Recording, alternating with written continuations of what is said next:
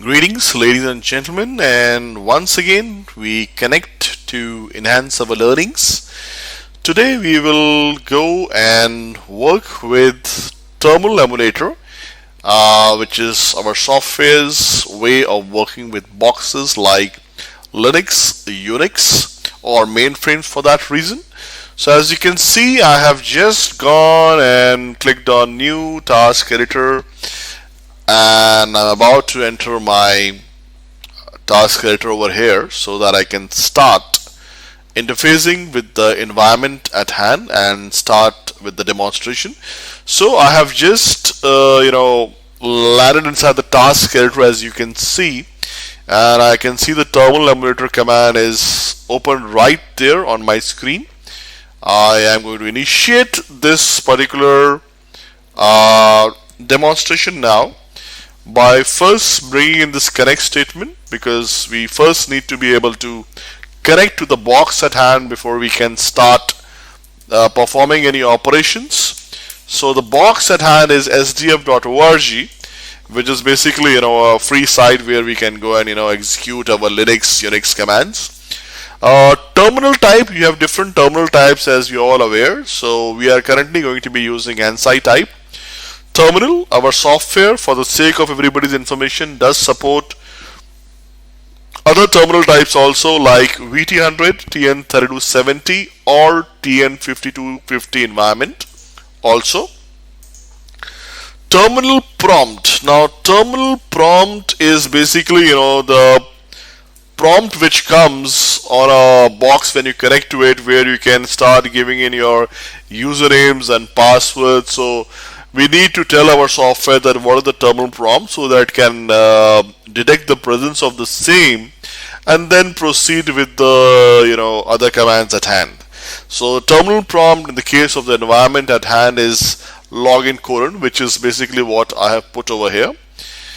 Further, as what I'm doing over here is I will now be clicking on the advanced view. So you can see our software does support a wide variety of connections. Currently I'm using Telnet, but it does support SSH1 and SSH2 also, should we have a requirement to work on these connection types. Now when you are working with these connection types, SSH1 or SSH2, we should be aware of the authentication details. That is a mandate. Without that, obviously we cannot connect with the environment at hand. So I'm currently choosing connection type as Telnet, and I click on save. Now once the software is able to detect the login prompt and able to make a connection to it successfully, first and foremost we need to pass in the username and password. So I'm just bringing in a sendtext command. So sendtext is how you can key in information into the box at hand. So I'm putting in my username first and foremost, and after the username has been keyed in, obviously what we usually do is we do a enter key press, which is basically what you are seeing me also having chosen over here. So that will then bring in the password pop-up, so that I can then send in my password. So again, a sendtext command for that purpose, and the password also happens to be automation in the case of this box. So having given the password also, again enter key press. Now many environments like Linux, Unix, or mainframe, for that reason they require some key combinations to be pressed before you can interactively start working with commands. So in the case of this particular box, it expects you to press a backspace key, which I am now pressing. Subsequently, it expects us to press a enter key. So the key enter is what I'm sending in next, and that again has to be followed by another enter key press, which I am further putting in. Once all these things have been put in, then it is ready to take commands from us. So what I will do is I will send in a command like maybe ls, which is basically the dir version of Linux directory listing. and then the enter key press will happen so that you can see the listing of the directory in which you are in. And let's say I also want to see what is my current working directory. For that, in Linux we have the print working directory command, pwd, which I am sending in. Again, after that I am pressing the enter key so that the command can be executed. Now all these commands which we have put in, they all happen so fast that it is difficult to understand without putting in a delay that whether things went smoothly or what it is that we precisely executed over here. So for that we will put a wait command. So I'm drawing a wait statement, and I'm going to say wait till terminal prompt appears. Wait till this prompt appears. Make it wait for a few milliseconds so that you can see what happened, you can understand what happened. This is just for that purpose. And once all this is done, then we can disconnect from the box so that the session closes, terminates properly. And that is our good script for connecting to a terminal.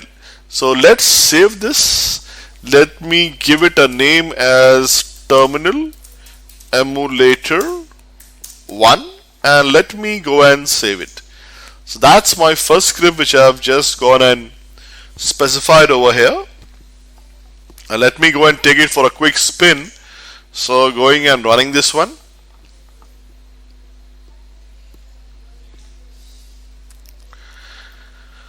And there it goes. Logs in, and you can see my two commands, ls getting executed, pwd getting executed. Ls is the directory listing, pwd stands for the current working directory. So we are good. And before that, it expects some key combos to be pressed and shows you some default statistics and information about the environment as such. So as you can see, we were able to go and log in successfully into this box. So that was one part of this demonstration. I'm going to exit over here, and I'm going to close this connection also so that this comes to a closure. Now with respect to terminal emulator, our software supports working in shared mode. That means I can share this session across two or more scripts. I can share this session across a couple of scripts. That is what the share session command is all about.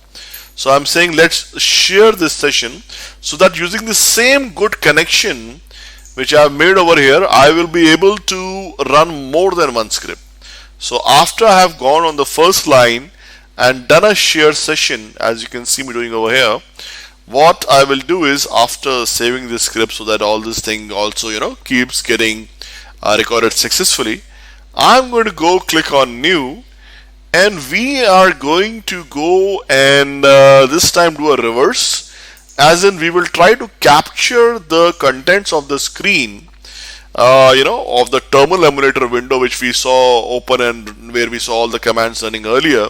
So you want to capture all the contents of the terminal emulator window and get all the lines from the terminal emulator window and put it inside the prompt assignment variable. That's what we want. So we are saying let's capture all the text of the terminal emulator window, put it inside the prompt assignment variable. Capture all the text. So get text allows you to do a screen capture, captures all the screen text depending on whatever lines we specify, and put it in a variable. If in case you are working on environments like TN3270 or TN5250, you can even pick up the hidden text also. Since this is not that environment, so we will just be able to capture what we are able to see on the screen at that moment of time. So I'm going to go and save this, and just to ascertain that the capture was proper and complete, I'm going to put a message box, and we will just pop up these values on the screen what we just captured, so that we can see that yes, the capture was good and complete. So that helps us ascertain that fact. Also, once this has been done, let me execute a command in my second script also, and here I'm calling a sendText, and the command that I want to get executed is cal, which stands for calendar. So the command will be written in, and then the enter key will be pressed, and we will see the results on the screen. So I'm going to save this command. I'm going to save it from the top, and we are going to give this script a name as terminal emulator number second, and I'm going to go and save it. So that creates my second script also. Now it is about how I can go from the first script to the second script. To make a transgression from the first script to the second script, we will call a run task command. So run task allows me to call one task inside another. That is basically what is the purpose of the run task command, and that is precisely what we would like to showcase. So let me go and bring in a run task command over here. So I drag a run task which I keep on this ls, and I click on browse, and I am going to go over here and pick up my terminal emulator 2. That is my second script. So I say run task, call my second script over here, and I can go and save it. So after this line ls execution, I am saying run task, where I go and call my second script, and that is basically how control will go from one script to another. So you run this script, let's do a quick dry run. What is now going to happen? It's going to connect to the box, given the username and password. Backspace key will be pressed, followed by 2 enter key combos. Then the ls command will be executed, and then the control goes to the secondary script, where it will do a screen capture, pull it on a pop-up on the screen, then it will execute a calendar command, and then control will come back from the next line onwards onto the primary script, where it will show me the current working directory. That will go into a wait mode, and then it will disconnect. So this, like I said, is about the terminal emulator. Further, we are also trying to see that how we can share the connection between two scripts and get that done. So just going and doing that. So the first script getting executed, login happening, and you can see the message box popping up. That's the message box. So you can see over here that we are right now at this spot. So the ls command got executed. Ls command, if I can just ls command got executed. So this is where we have the ls command getting executed. Then control went to this line run task, so we'll learn inside this script. Did a screen capture, and this message box is currently what we are seeing over here. And once I click on this, then the calendar command will execute. So I click on this, and then we should be able to see the calendar command getting executed, and then control goes back to the primary script, where the print working directory command gets executed at the end, and you can see the pwd has also got executed. So this way we can see we were able to go back and forth between two scripts by means of sharing the session, and then it is now in a wait mode, waiting for this condition to materialize. So we are good to go and disconnect this, close this, bring it to a closure. So this was something about the ability of a software to work with a Linux, Unix box, or a mainframe. For that reason, instead of executing just simple ls and pwd commands, you could have executed bash files, shell scripts for that reason, and the job would still have been done. So that is something about the terminal emulator which we just wanted to come on board. And now what I'll do is I'll just go and thank you all for attending this session. Until next time, thank you so much.